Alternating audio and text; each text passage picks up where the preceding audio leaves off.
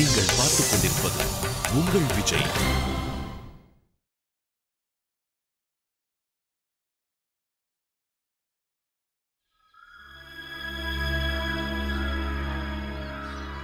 ஆறு 2 12 6 3 18.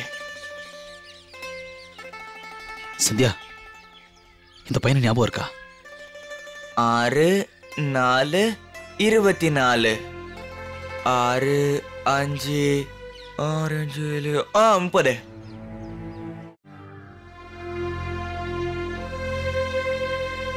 6 36.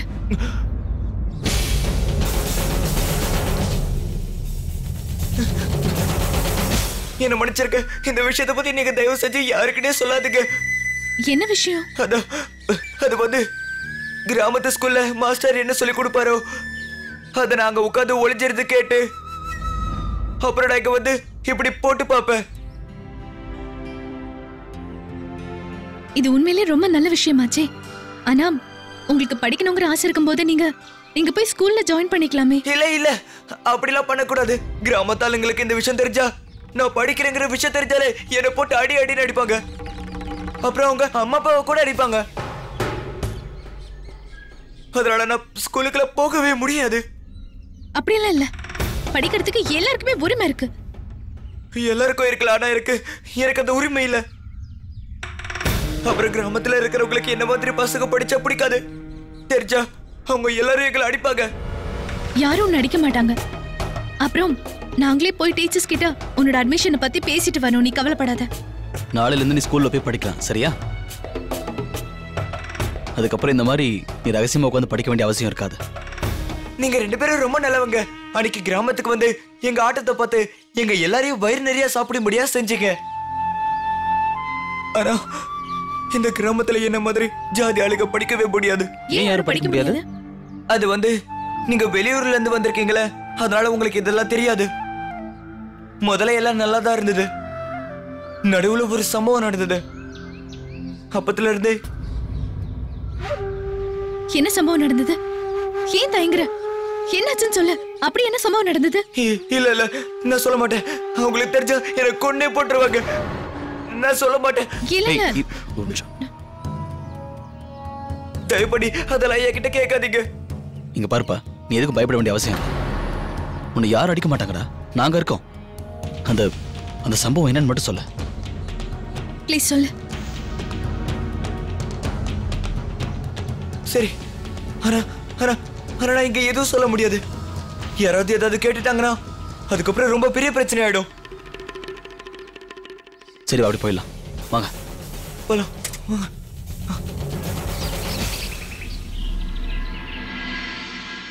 மீனாட்சி, எல்லா பூஜையும் முடிஞ்சு போச்சு. இப்ப எதுக்காக எல்லாருக்கும் மருதாணி போட்டு விடணும்னு நினைக்கிற? இது கூட தெரியாது உங்களுக்கு? சரி பரவாயில்ல விடுங்க, நானே காரணத்தை சொல்றேன். அங்க கிராமத்துல என்னோட பெரியத்த இருக்காங்கல்ல, அவங்களுக்கு 60ஆம் கல்யாணம். அதுக்காக தான் உங்களுக்கு எல்லாம் மருதாணி போட வர சொன்னேன். அப்புறம் பெரியத்த, நீங்க தயவு செஞ்சு இப்படி சந்தேகப்பட்டதை கொஞ்சம் நிறுத்தினா நல்லா இருக்கும்னு நினைக்கிறேன். இதை கொஞ்சம் கவனிக்கிறீங்களா? மருதாணியை தான் கவனிக்க சொன்னேன். வாங்க வாங்க. சீதா, கீதா, இவங்க என்னோட பெரியத்த. இவங்க என்னோட மாமியாருக்கு ரொம்ப ரொம்ப நெருக்கமான ஒரு தோழி. அதனால இவங்களோட கையில இது வரைக்கும் மருதாணி போடுங்க. நீங்க எல்லாருமே உங்களோட கையில இருக்க நகை வளையல் எல்லாத்தையும் கழட்டி வச்சிருங்க. அப்பதான் இவங்களால மருதாணி போட முடியும்.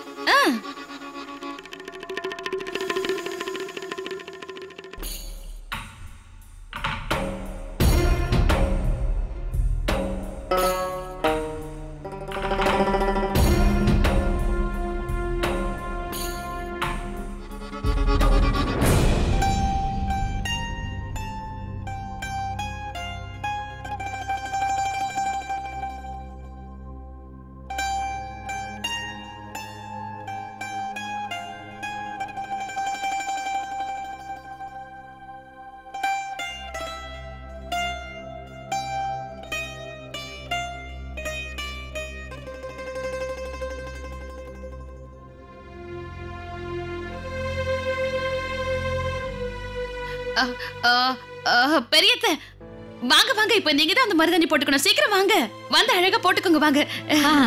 வாங்க போய் போட்டுக்கலாம். வாங்க வாங்க, உங்களோட முடிஞ்சிருச்சு, நீங்க போங்க. என்ன நீங்க வாங்க, எழுப்பி விடவா? ஐயோ ரொம்ப வெயிட்டா இருக்கீங்களே. ஐயோ வாங்க பெரியத்த, வாங்க வந்து உட்காருங்க. வாங்க, எங்க பெரியத்தைக்கே ரொம்ப அழகா மருதாணி போடணும், கை முழுக்க மருதாணி போட்டிருக்கணும். என்ன என்னோட மாமியாருக்கே இவங்க ரொம்ப நெருங்கின தோழின்னு சொன்னல.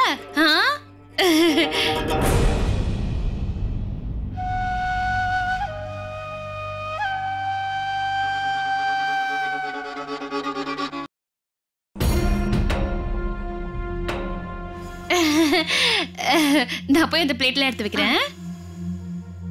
என்ன மருதாணி ரொம்ப நல்லா இருக்குல்லம்மா? அட பாருடா, மருதாணி பார்க்கிறதுக்கு ரொம்ப ரொம்ப அழகா இருக்கு தெரியுமா?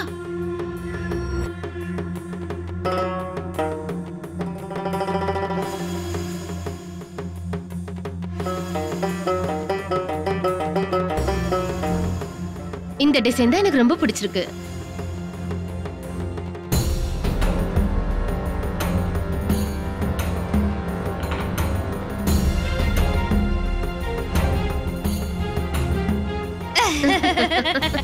ரொம்ப நல்லா இருக்கு, ரொம்ப நல்லா இருக்கு பெரியத்த.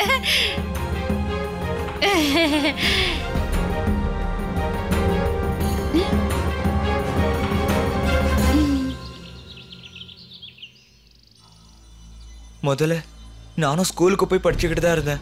என் ஜாதி பசங்க எல்லாரும் ஸ்கூலுக்கு போய் படிச்சுக்கிட்டு தான் இருந்தாங்க. அப்ப கிராமத்துல எல்லாம் நல்லா தான் இருந்தது. ஆனா 6 மாசத்துக்கு முன்னாடி அந்த சம்பவம் நடந்ததுக்கு அப்புறம் எதுவுமே இங்க சரியா இல்ல. என்ன சம்பவம் அது? கஜலி சித்தி பையன் ஹரி இருந்ததுக்கு அப்புறம் எல்லாமே மாறிடுச்சு.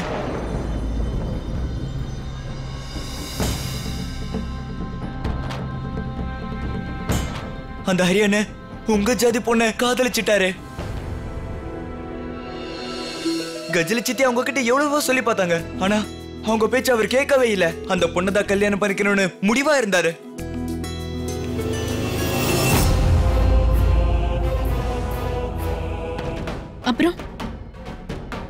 அப்புறம் என்னாச்சு? அதுக்கப்புறம் என்ன நடந்ததுன்னா, சித்தி நினைச்ச மாதிரியே எல்லாம் நடந்தது. என்னாச்சு சொல்லுப்பா. கிராமத்துல இருக்கிறவங்களுக்கு இந்த விஷயம் தெரிஞ்ச உடனே அவங்க ரொம்பவே கோவப்பட்டாங்க.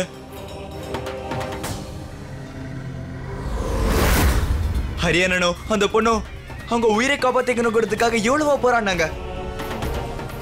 கிராமத்தாளுங்க அவங்கள விடவே கூடாதுன்னு நினைச்சாங்க.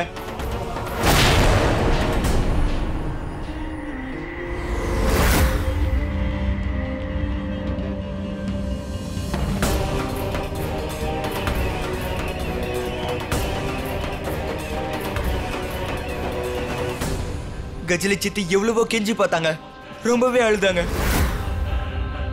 ஹரியானா அவங்க ஒரே பையனை கெஞ்சி கூட கேட்டாங்க, தயவு செஞ்சு மன்னிச்சிருங்க, இனி இந்த தவறு நடக்கவே நடக்காது கூட சொல்லி பார்த்தாங்க. நான் சத்தியமா சொல்றேன், அந்த பொண்ணை அவன் திரும்ப பார்க்கவே மாட்டான். ஐயா தயவு பண்ணி அந்த பொண்ணை காப்பாத்துங்க. இன்னொரு ஜாதி பொண்ணு நீ? எவ்வளவு தைரியம் உன் பிள்ளைக்கு? எங்க கிராமத்து பொண்ணை காதலிக்கிறதுக்கு எவ்வளவு தைரியம் அவனுக்கு? அவனை நான் விட மாட்டேன், அவன் சாகணும். ஆனா கிருஷ்ணாயே ஒத்துக்கவே இல்ல. காதல் ஜாதியானு வந்தா காதல் முக்கியம் இல்ல, ஜாதி தான் முக்கியம் சொல்லிட்டாரு. அதுக்கப்புறம் அவ்வளவுதான். உன் பையனுக்கு மட்டும் இல்ல, இந்த ஊர் மக்களுக்கு எல்லாருக்கும் இதேதான் கதி. இதை பார்த்ததுக்கு அப்புறம் யாரும் இந்த மாதிரி செய்யவே கூடாதுன்னு சொல்லிட்டாரு. அவரோட ஆளுங்க கையில கத்தி கொம்பு அதெல்லாம் எடுத்து வச்சுக்கிட்டு காத்துக்கிட்டு இருந்தாங்க. பாவம் இந்த ஹரியானா ஒரு பழைய வீட்டுக்குள்ள போய் ஒளிச்சுக்கிட்டாரு. அதுவும் அந்த வீட்டு மொட்டை மாடியில ஹரியானா சோர்வடைஞ்சிருந்தாரு. தண்ணி குடிக்கிறதுக்காக வெளியில வந்தாரா, அந்த கிணத்துக்கிட்ட போயிருந்தாரு. அப்ப கிராமத்தாளுக்கு அவரை பிடிச்சிட்டாங்க. அதுக்கப்புறம் அவங்க ஹரியானா சம்மாடி அடிச்சாங்க.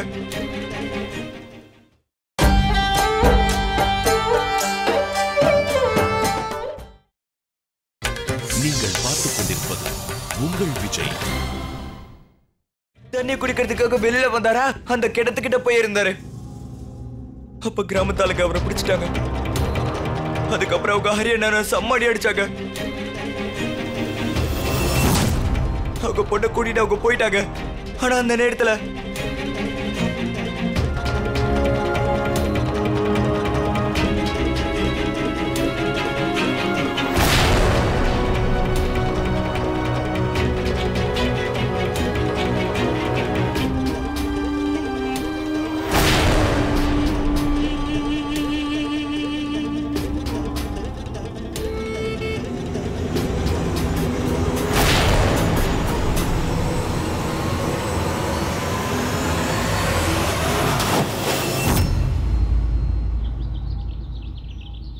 அந்த சம்பவம் நடந்ததால இருந்து அந்த பொண்ணு வீட்டுக்காரங்க கிராமத்தை விட்டு போயிட்டாங்க. ஆனா கஜலி சித்தி அவங்க பைத்தியமாவே மாறிட்டாங்க. அவங்க நாள் முழுக்க அந்த கிணத்துக்கிட்டே சுத்திக்கிட்டு இருப்பாங்க. அவங்க பையனுக்கு சாப்பாடு ஊட்டி விடுவாங்க. இல்லாத பையன்கிட்ட போய் பேசிக்கிட்டு இருப்பாங்க. கஜலி சித்தியால ஹரியானா ஏறத ஜீர்ணிக்கவே முடியல.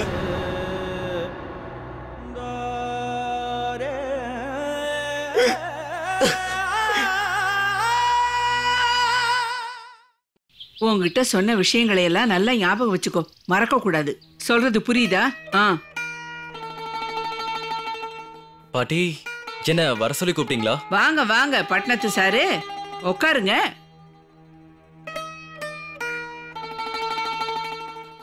சொல்லுங்க பாட்டி. உனக்கு ஞாபகம் இருக்கா? சின்ன வயசுல நீ விளையாடுற பொம்மையில இருந்து போடுற துணிமணி வரைக்கும் எல்லாம் நான் தான் வாங்கி தருவேன். அது எல்லாத்தையும் வச்சுக்கிட்டு நீ ரொம்ப சந்தோஷமா விளையாடுவ. உங்க அம்மா வாங்கி கொடுத்த பொம்மையெல்லாம் இந்த கிராமத்துல இருக்கிற பசங்க கிட்ட கொண்டு போய் கொடுத்துருவ, தெரியுமா? உனக்கு எது பிடிக்கும்னு சின்ன வயசுல இருந்தே எனக்கு நல்லா தெரியும். அதனால இப்போ உனக்கு ஏத்த பொண்ணையும் நான் எனக்கு பிடிச்ச மாதிரி தேர்ந்தெடுக்க போறேன். இத பாரு, சந்தியா மருமகளோட தோழி இருக்கால்ல, இவளை எனக்கு ரொம்ப பிடிச்சிருக்கு. எல்லா விதத்திலையும் இவதான் உனக்கு ஏத்த பொண்ணு.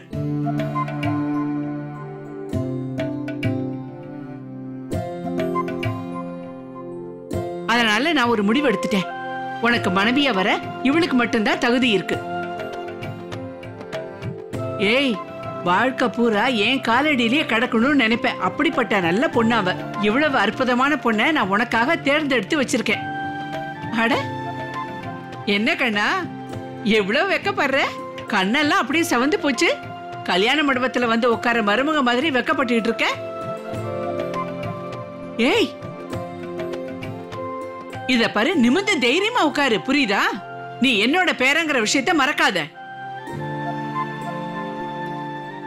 ஆமா சரோஜா, இங்க வா. அங்க நின்னு என்ன யோசிக்கிற? கடவுள் உனக்கு சின்ன மூளையை தான் கொடுத்திருக்கான். அதிகமா செலவு பண்ண முயற்சி பண்ணேன்னா அப்புறம் உனக்கு எதுவுமே புரியாது. வயசு ஆக ஆக மூளையை நல்லா பயன்படுத்த கத்துக்க. சரி, அதை விட ஒரு வேலை பண்ணு. பிரீத்தியோட அப்பா அம்மாவுக்கு உடனே ஒரு போன் பண்ணு. அவங்க 2 பேரையும் கிளம்பி நம்ம ஊருக்கு வர சொல்லு. என் 60ஆம் கல்யாணத்துக்கு வரட்டும். அப்படியே ஒருத்தர் ஒருத்தர் பாத்துக்கலாம். அந்த சந்தோஷமான நேரத்துல இந்த கல்யாணத்தையும் முடிவு பண்ணலாம். நல்ல காரியம் செய்யறதுக்கு நாளை தள்ளி போடக்கூடாது. அதனால்தான் சொல்றேன்.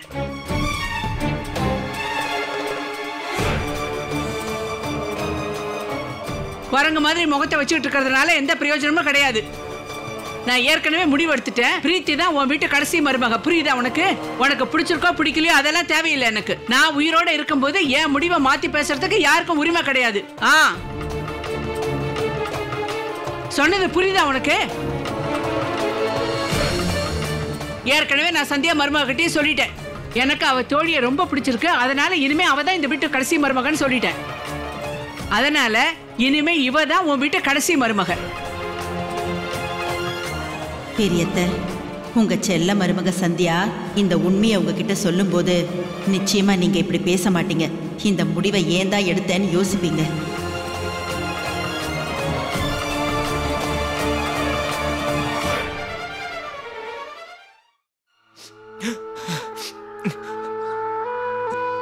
ரொம்ப நேரம் ஆயிடுச்சு, நான் கிளம்புறேன். என்ன யாராவது உங்க கூட பார்த்தா என்ன அடிப்பாங்க. நான் கிளம்புறேன். இன்னொரு விஷயம் அண்ணா, இந்த ட்ரெஸ்ஸை நீங்க உடனே மாத்திக்கங்க. இந்த மாதிரி ட்ரெஸ்ஸை மறுபடியும் போட்டுறாதீங்க. இது ஏன் ஜாதி ஆளுங்க போடுற ட்ரெஸ். நீங்க வேற ட்ரெஸ் போட்டுக்கங்க. அந்த கிருஷ்ணாய பார்த்தாருன்னா உங்களே திட்டுவாரு. நான் அப்புறமா சந்திக்கிறேன்.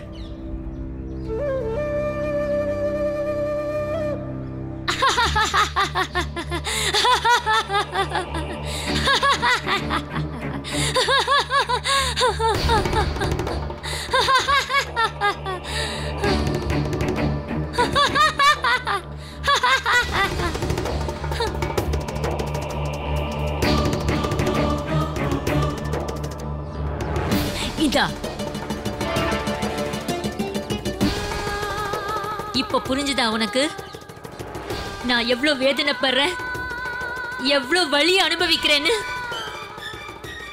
ஹரி, தோளுக்கு மேல வளர்ந்த பையன் இறந்து போயிட்டான். அதை விட ஒரு பெரிய வலி வேதனை இந்த உலகத்துல வேற எதுவுமே இல்ல. என் புள்ள ஹரிய எல்லாரும் ஏன் கொலை பண்ணாங்க தெரியுமா? ஏன்னா அவன் உங்க ஜாதிக்கார பொண்ணை காதலிச்சான். அதே பொண்ணை அவன் கல்யாணம் படிக்கணும்னு முடிவா இருந்தா. இவ்வளவு சின்ன விஷயத்துக்காக அவங்க எல்லாரும் சேர்ந்து என் பையனையே கொலை பண்ணிட்டாங்க. உங்களோட வேதனைய என்னால புரிஞ்சுக்க முடியுது. கிராமத்து ஆளுங்க ரொம்ப ரொம்ப பெரிய அநியாயத்தை பண்ணிருக்காங்க. எங்களுக்கு ரொம்ப வருத்தமா இருக்கு.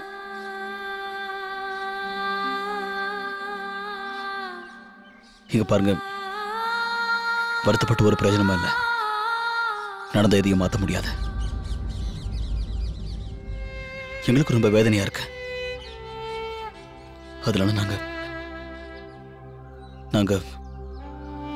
அவங்க பண்ண தப்புக்காக உங்ககிட்ட நாங்க கையெடுத்து மன்னிப்பு கேட்டுக்கிறோம். மன்னிச்சிருங்க. போடா, உன்னோட மன்னிப்பெல்லாம் எனக்கு இப்ப தேவையில்லை. 10 மாசம் சுமந்து பெத்த என் புள்ள அவன்.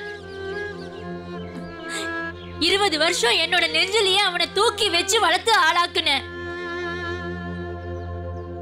என் புள்ள ஒரு பொண்ணை காதலிச்சான்னு சொல்லி அவனை கொலை பண்றது ஏதாவது நியாயமா? இதுதான் இந்த கிராமத்தோட சட்டம். நான் எவ்வளவு அழுதிருப்பேன்னு தெரியுமா? எவ்வளவு தூரம் கெஞ்சினேன்னு தெரியுமா? என் பிள்ளையோட உயிரை காப்பாத்த சொல்லி எல்லாருக்கிட்டையும் கேட்டேன். ஆனா ஒரு துள்ளி கூட யாரும் என் மேல இறக்கப்படல. மனுஷ ரூபத்துல இந்த ஊர்ல இருக்கிறவங்க ராட்சசங்க, மிருகங்க மட்டும்தான்.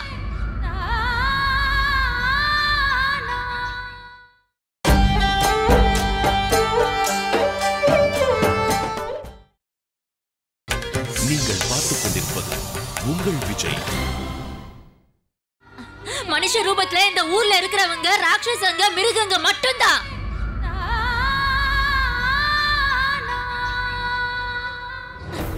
இங்க இருக்கிற ஒவ்வொரு மிருகமும் சின்ன சின்ன மிருகங்களை சாப்பிட தயாரா உட்கார்ந்துட்டு இருக்கு. நீங்க காட்டுற இந்த பொய்யான பாசம் எனக்கு வேண்டாம். எனக்கு இந்த பொய்யான பாசம் எதுவும் தேவையில்லை. நான் இப்பவே சொல்லிட்டேன். எனக்கு உண்மையான நிம்மதி கிடைக்கணும்னா என் புள்ள சாவுக்கு பதிலா இன்னொரு சாவை என் கண்ணால நான் பார்க்கணும். என் புள்ள ரத்தத்துக்கு பதிலா இன்னொருத்தங்க ரத்தம். இந்த ஊர்ல இருக்கிறவங்க என் பிள்ளைய பலி வாங்குனாங்க. இப்போ நீங்களா வேதனை படணும். எப்படி என் புள்ளைய நான் எழுந்து நிக்கிறேனோ அதே மாதிரி நீ உன் தம்பிய இழக்க போற. என் பிள்ளைய எப்படி கொலை பண்ணாங்களோ அதே மாதிரி உன் தம்பிய இவங்க கொலை பண்ண போறாங்க. நீ உன் தம்பிய நிச்சயம் இழக்க தான் போற. அதை நான் பாப்பேன். நீ அந்த இன்னொரு ஜாதி பொண்ணு உன் புருஷனோட தம்பிக்கு கட்டி கொடுக்கணும்னு நினைக்கிறல, அது நடக்கவே நடக்காது. அவளை கூட்டிட்டு வந்ததுக்கு காரணம் அந்த கடவுள். எனக்கு கடவுள் நியாயம் செய்ய போறாரு. நான் உங்க எல்லாரையும் இந்த விஷயத்தை வச்சு பழி வாங்கியே தீருவேன். உன்னோட பெரிய அத்தைக்கு கல்யாணம் நடக்குதோ இல்லையோ, ஆனா நிச்சயமா உன் குடும்பத்தை நான் பழி வாங்கியே தீருவேன். உன்னோட புருஷனோட தம்பியையும் நான் விட மாட்டேன். எங்க வீட்ல 2 பேர் இறந்து போனாங்க. அதே மாதிரி உங்க வீட்லயும் 2 பேர் சாக போறாங்க. ஒன்னு உன் கூட பிறந்த தம்பி, 2வது உன் கூட படிச்ச தோழி.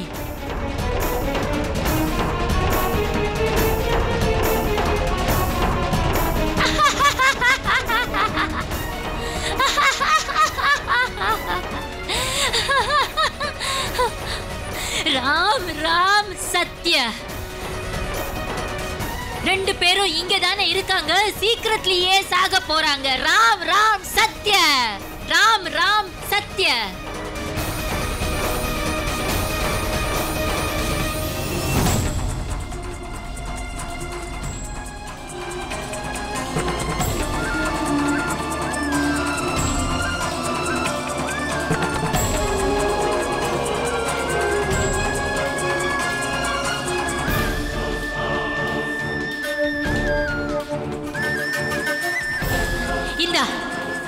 இத வச்சுக்க. இந்த புடவை கட்டிக்க. இந்த புடவை கட்டிக்க. இந்த புடவை இருக்கே கடைசி வரைக்கும் உனக்கு பயன்பட போகுது.